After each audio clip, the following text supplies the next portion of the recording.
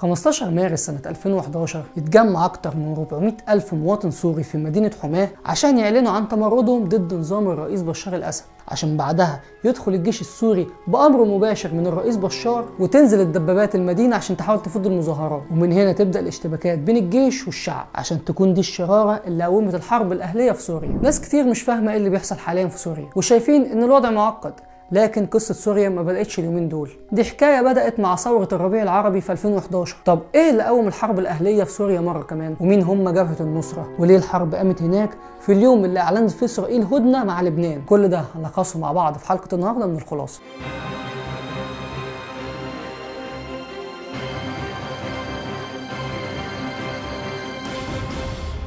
الحكايه بتبدا معانا من عند شاب تونسي اسمه طارق محمد البوعزيزي، عنده 27 سنه، كان واقف في شوارع تونس بعربيه خضار كان بيسترزق بيها، لكن البلديه وقفته. فين يا ابني تصريح العربيه اللي انت ماشي بيها دي؟ يا حضره الضابط انا على باب الله. قامت الشرطيه اللي اسمها فاديه حمدي ضربته بالقلم في وسط السوق وقالت له ديغاج، يعني غور من هنا يلا، وسحبت منه العربيه اللي كانت حيلته. الشاب واقف في وسط السوق والناس بتتفرج عليه واتضرب بالقلم من واحده ست، فصعبت عليه نفسه وقام جري على اسم الشرطه وصب على نفسه جاز وبنزين وولع في نفسه، ومن بعدها عينك ما تشوفش النور. الدنيا ولعت في تونس. القصه بتاعت الشاب ده انتشرت في تونس وكل الشعب هناك حس بالاهانه ونزلوا بالملايين في الشوارع بيرددوا كلمه واحده بس، ديجاج، وكانوا بيوجهوها للرئيس زين العابدين بن علي، الكلمه اللي كان معناها غور وارحل. تونس كلها انتفضت وبالفعل قدروا يعزلوا الرئيس التونسي اللي اخذ عيلته وهرب على السعوديه، وتنجح الثوره التونسيه ويتحل البوليس السياسي هناك. وهي دي الثوره اللي انطلقت منها ثورات الربيع العربي في الشرق الاوسط كله، عشان بعدها تقوم ثوره 25 يناير ويعلن الرئيس محمد حسني مبارك تنحيه عن منصب رئيس الجمهوريه وتنجح الثوره في مصر. مين بقى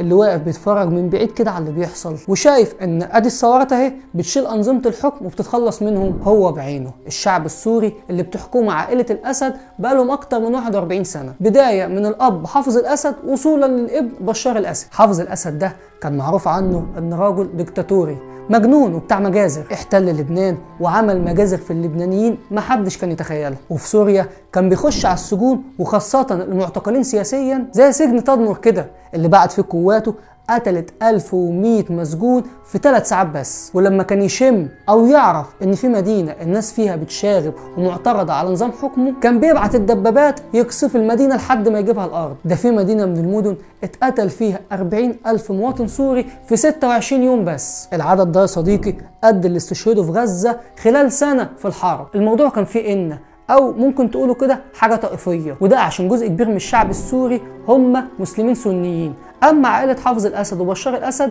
علويين شيعيين. حافظ جاب بعد منه للحكم ابنه بشار، وده كانت حياته كلها في روسيا. بشار ما كانش مختلف قوي عن ابوه في الحكم، وده اللي خلى الشعب يجيب اخره وينزل يوم 15 مارس 2011. الشعب السوري بعد ما شاف الثوره نجحت في مصر وفي تونس قال طب ما يلا احنا كمان ننزل نشيل بشار وعيلته، او بمعنى صح ده اللي كانوا فاكرينه. واللي ولع شرارة الثورة دي هم شوية أطفال في مدينة درعا، عيال صغيرة شافوا في التلفزيون اللي بيحصل في مصر واللافتات اللي كانوا رافعينها الشعب المصري في إيده ونزلوا قلدوهم على الحيطان وكتبوا ارحل يا بشار. تخيل صاحبنا يعمل إيه بقى؟ بشار الأسد بعت الجيش وقوات من المخابرات عشان يعرفوا مين اللي ورا العيال دي ومين اللي خلاهم يكتبوا الكلام ده، وقعد يعذب فيهم هم وأسرهم لحد ما مات. قاموا طلعوا الناس في مدينة حماة عملوا مظاهرات وشوية بشوية ضموا عليها بقى المدن. بشار لما لقى ان الوضع خلاص هيفلت منه قام على طول بعت للجيش انه ينزل يقصف الناس بالدبابات، لكن المره دي مختلفه.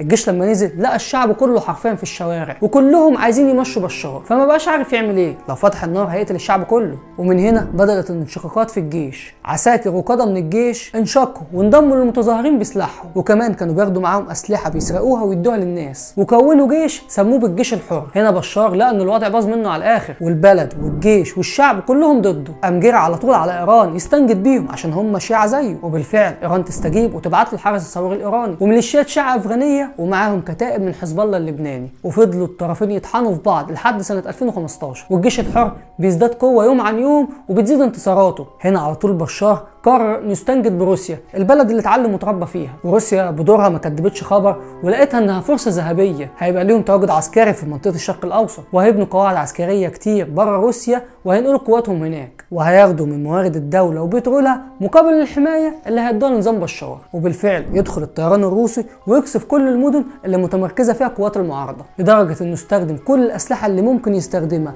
دي وصلت كمان معاه الاسلحه البيولوجيه والكيميائيه، وده اللي خلى اكتر من 13 مليون سوري يتهجروا من بيوتهم ويمشوا مسافات طويله لحد تركيا ماشيين على رجليهم. وفيهم اللي طلع على اوروبا واللي راح اسيا واللي جه عندنا هنا في مصر، لدرجه ان في سوريين ركبوا سفن بتروح القطب الشمالي عشان بتعمل ترانزيت هناك في جزيره بالقطب الشمالي تبع كندا، فيعملوا لجوء سياسي هناك ولسه عايشين فيها لحد وقتنا هذا. الوضع في سوريا اتغير تماما، في اكتر من مليون شهيد والخريطه الديموغرافيه كلها لسوريا اتغيرت. تلتين سوريا تحت ايد بشار هو وحلفائه روسيا وايران. مدن زي دمشق وريف دمشق وحمص وحماه وحلب والساحل السوري كل دول كانوا تحت ايد بشار، وجزء سيطر عليه قوات سوريا الديمقراطيه او قصد قاف صاد دال، ودول يبقوا الاكراد في سوريا ومدعومين من امريكا واسرائيل وفي حاله حرب وعداء تاريخي مع تركيا، ودول بيسيطروا على شمال شرق سوريا. مدن زي دير الزور والرقه، ايوه هي الرقه اللي استولت عليها داعش وامريكا اتدخلت وطردته مسلمه المدينه للاكراد. الاكراد دول بقى بيدعموا اسرائيل وبيرفعوا العلم بتاعها عين عينك كده، وفي النهايه اتبقى حته صغيره خالص ما تجيش اقل من عشر سوريا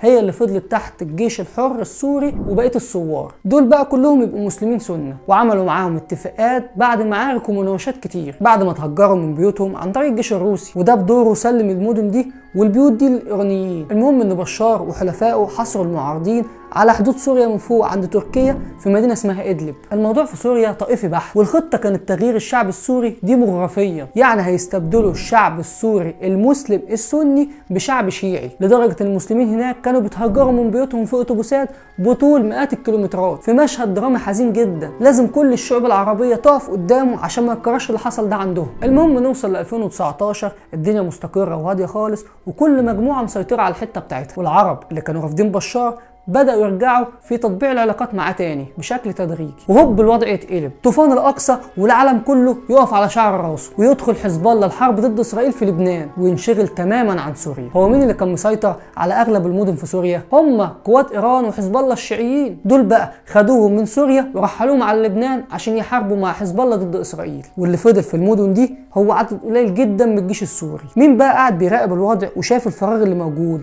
الأكراد اللي بتدعمهم أمريكا والثوار اللي بيدعمهم أردوغان. الثوار فضلوا قاعدين مستنيين الوقت المناسب اللي يدخلوا فيه ويرجعوا المدن بتاعتهم اللي اتهجروا منها من سنين، وفضلوا قاعدين في محافظه في الشمال اسمها ادلب. مدينه ادلب اللي حصل فيها زلزال من فتره والوضع هناك كان مزري جدا لولا المساعدات اللي قدمتها تركيا. المهم الثوار كانوا شايفين الفراغ ده بس كانوا منتظرين ومش عايزين يتدخلوا عشان شايفين ان قوات حزب الله بتحارب اسرائيل، ولو اتدخلوا دلوقتي طبعا الناس هتقول عليهم انتوا واقفين في صف اسرائيل ضد غزه. لحد اليوم اللي مضى فيه حزب الله على هدنه واتفاق لوقف اطلاق النار مع الكيان، يعني خلاص حربهم خلصت مع الكيان وقفوا دعمهم لغزه. اليوم ده هو اللي اتحرك فيه الثوار نحو مدينه حلب قبل ما ترجع قوات ايران وقوات حزب الله لمواقعها تاني. عشان كده شفنا المنظر بتاع دخول قوات الثوار لكل مدن سوريا من غير مقاومه، وقدروا يرجعوا مدن كتير في اقل من 72 ساعه. وحاليا وانا بصور الفيديو ده قوات بشار بتحضر لهجوم مضاد وبتنسق مع الروس والايرانيين عشان يرجعوا المدن دي تاني. هنشوف ايه اللي هيحصل الفتره الجايه. تفتكر بشار هيقدر يرجع المدن دي تاني ولا الثوار هيقدروا يشيلوا بشار بعد اكتر من 14 سنه من المقاومه؟ اكتب لنا رايك في الكومنتات، ولو عجبك الفيديو اعمل لنا لايك واشتراك في القناه عشان توصلك الخلاصه. سلام.